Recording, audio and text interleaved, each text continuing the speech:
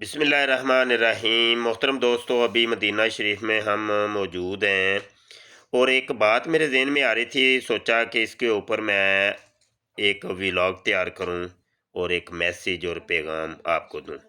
वो ये है कि जब आप उम्रा शरीफ के लिए आते हैं तो इजाफी चीज़ें कुछ साथ लाजमी लाएं। जैसे साबुन है, नहाने वाला साबुन है, तो वो आप उसका पूरा पैकेट जो है ना, वो जिसमें 6-7 टिकिया होती हैं, तो वो पूरा लेके आएँ, कोई मसला नहीं। इस तरीके से जो सरफ़ है कपड़े धोने वाला, वो इज़ाफ़ी लेके आएँ, ठीक है? बड़ा पैक जो होता है वो लेके आएँ। चाय अगर बनानी है तो चाय का जो दूध है, वो इज़ाफ़ी आपने लेके आना है। चीनी है, साथ उसमें डालने के लिए इलायची है, वो लेके आएँ, इज़ाफ़ी लेके आएँ।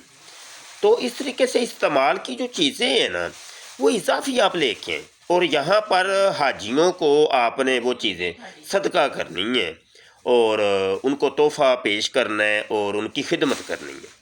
इसमें ये है कि आपके लिए एक बहुत बड़ा अजर का ये बायस होगा। ये आप ज़हन बना के लाएँ कि हमने सदका खैरात भी करना है और वाफ़र हाजियों की खिदमत करनी है और मैं मदद करूँगा, भाग-दौड़ के काम करूँगा, ये सारी नीयतें आपने साथ लेके फिर आना है।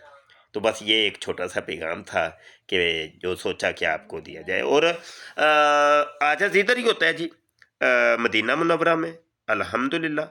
किसी को कोई आज़ाज़ के मुतल्लक कोई खिदमत हो, कोई हुक्म हो, कोई ऑर्डर हो, कोई हाँ जी, किसी भी किस्म का, तो आपने मुझे बिला झिझक बताना है, ठीक है?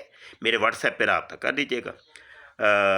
परमट के हवाले से, परमट बड़ा परेशान होते हैं, तो आप राब्ता कर लीजिएगा, सारे मसले ही हल हो जाएँगे इंशाअल्लाह। जज़ाकल्लाह जी, अस्सलाम वालेकुम।